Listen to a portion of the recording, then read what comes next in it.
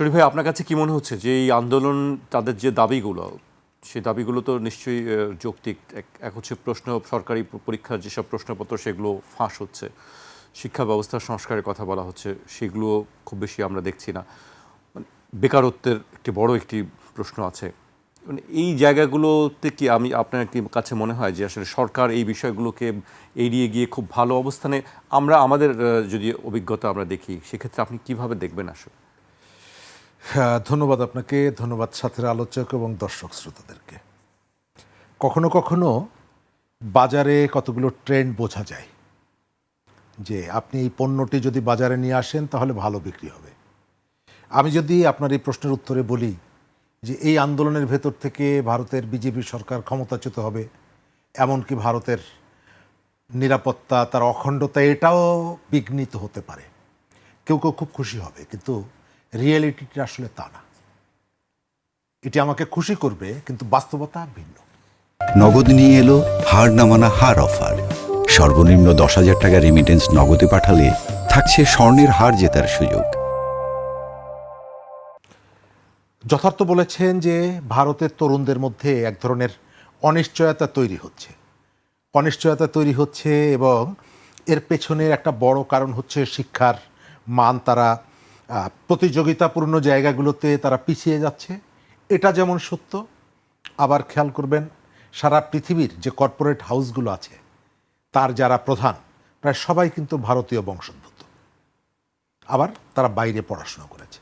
কিন্তু সাম্প্রতিক সময়ে তাদের বেকারত্বটা বাড়ছে এবং এই বেকারত্ব দূর করার জন্য তারা যখন রাষ্ট্রের কাছে, তাদের সরকারের কাছে দাবিটা তোলে, তারা এমন কতগুলো বিকল্প প্রস্তাব দেয় যেগুলো তরুণদেরকে আরও বিক্ষুব্ধ করে।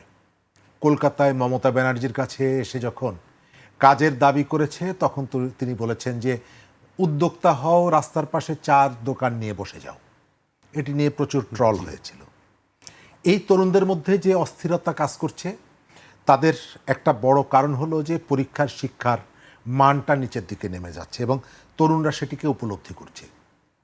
তবে ভারতের আন্দোলন এটি কিন্তু প্রথম না। আপনি প্রায় দেখবেন ভারতের সবথেকে শক্তিশালী হলো কৃষক আন্দোলন। প্রায় দেখবেন যে এখন চলছে, এই মুহূর্তে চলছে। বিভিন্ন জায়গা থেকে পদযাত্রা করে দিল্লি, এবং 2 বছর আগে যে ধরনের পরিস্থিতি এবং দীর্ঘদিন তারা অবরোধ করে তাদের দাবি মানতে বাধ্য করেছিল, সেখানকার নর্মদা রক্ষার আন্দোলন আপনার নিশ্চয়ই মনে থাকার কথা। মেধা পাটেকারের নেতৃত্বে একটা বড় আন্দোলন, সেখানে দুর্নীতির বিরুদ্ধে একটা বড় আন্দোলন হয়েছিল আন্না হাজারের নেতৃত্বে। অর্থাৎ বিভিন্ন শ্রেণী, পেশা, ইস্যু, এই আন্দোলনগুলো তাদের নিয়মিত চলে। এবার তরুণরা রাস্তা নেমেছে এবং এই তরুণদের আন্দোলনের ফলাফলটা কি হবে? এই ফলাফলটা হয়তো একটা পর্যায়ে গিয়ে সরকারকে একটা নেগোসিয়েশনে আসতে হবে, তাদের সাথে আলোচনায় বসতে হবে বা একটা সমাধান করতে হবে। কিন্তু তারা যদি সেটি না করে, তাহলে এই আন্দোলনটা কোন দিকে যাবে? সে কি আগ্রাসী হবে? এখন পর্যন্ত রাজনৈতিক দলগুলো, তাদের প্রতিক্রিয়াগুলো, আপনি ওই নতুন যে পার্টিটা দিল্লি কেন্দ্রিক, তাদের একটা সাপোর্ট আছে এবং অনেকে মনে করে যে এরা এই আন্দোলনটাকে সমর্থন করছে। আবার কংগ্রেসের রাহুল গান্ধীর যে বক্তব্য যদি দেখেন, তিনি অনেকটা ব্যালেন্স করছেন।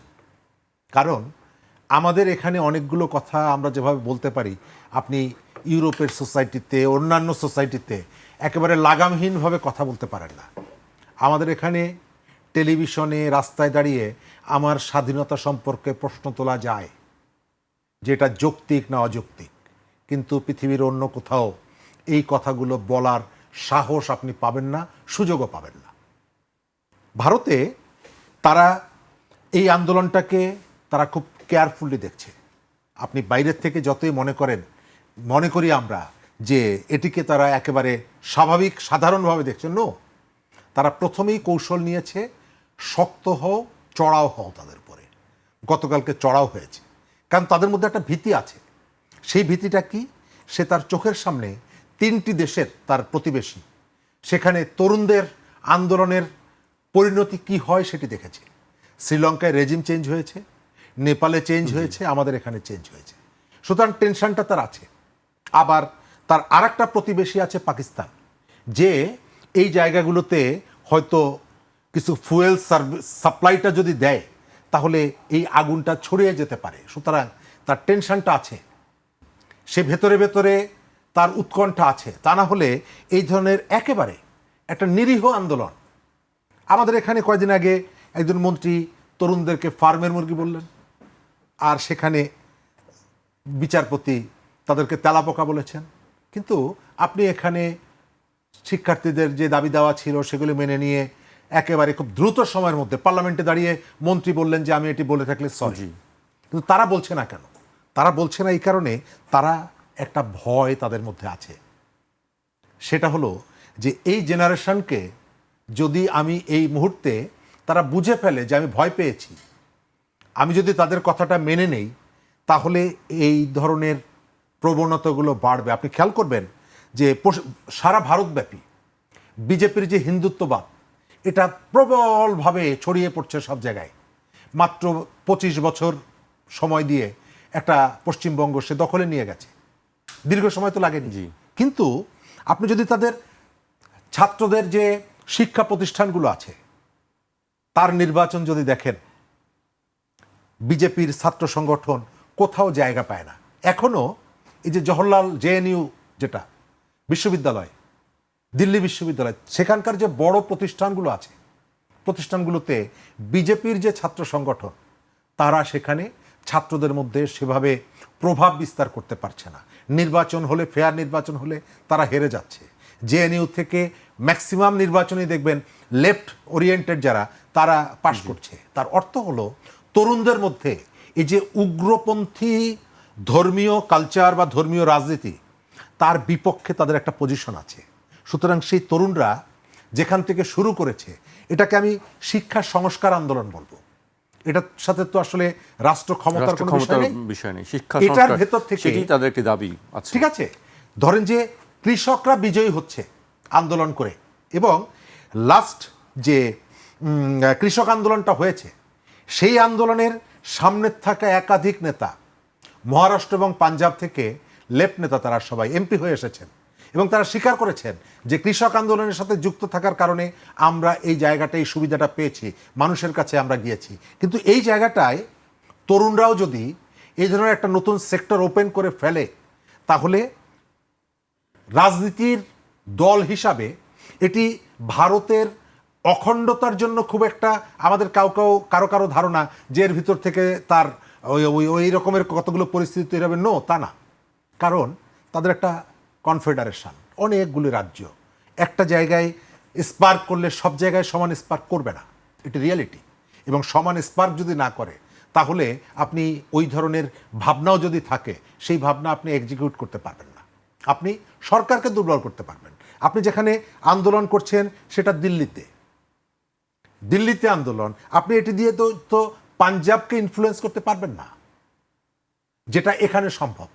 আপনি একটা জায়গায় শুরু করলেন, সব জায়গায় দ্রুত ছড়িয়ে পড়ল। দ্বিতীয়ত, তরুণদের এই যে আন্দোলনের যে স্রোত, এটা সারা ভারতে যে ছড়িয়ে পড়েছে তা কিন্তু না।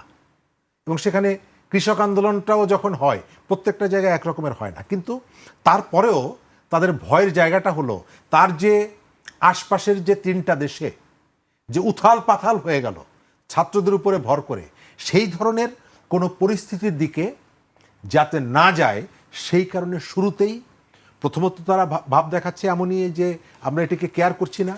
দ্বিতীয়ত, শক্ত আচরণ করছে। আপনি যদি কেয়ার না করেন তাহলে এত কঠোর হওয়া, আমি কোনো আলোচনায় বসবো না, আমি তোমাদেরকে কোনো দাম দিচ্ছি না, আমি তোমাকে পিটিয়ে থামিয়ে দিচ্ছি, এবং তাদের নিজস্ব লাঠিয়াল বাহিনী, এটা আমাদের থেকে ভারতের রাজনীতিতে আরও প্রকট রাজনৈতিক প্রভাব নিয়ে লাঠিয়াল বাহিনী গড়ে তোলা এবং লাঠিয়াল বাহিনীকে পরিচালনা করা, এটা বিজেপি করে, অন্যান্য দলগুলো করে, এবং এটা শুরু করে দিয়েছে। একদিকে পুলিশ, আর একদিকে নিজস্ব রাজনৈতিক গুন্ডা যারা, তাদেরকে নামিয়ে দিয়েছে। মিছিলের উপস্থিতি যাই হোক না কেন, তরুণদের মধ্যে এই আন্দোলন বিস্তৃত হচ্ছে, এবং গতকালকে কলকাতায় অনেক বড় মিছিল হয়েছে এই ইস্যুতে। সুতরাং এটাকে তারা যতই শাসকদের পক্ষ থেকে, মোদী সরকারের পক্ষ থেকে এটা গুরুত্বহীন মনে করলেও ভেতরে ভেতরে তারা এর উত্তাপটা অনুভব করছে।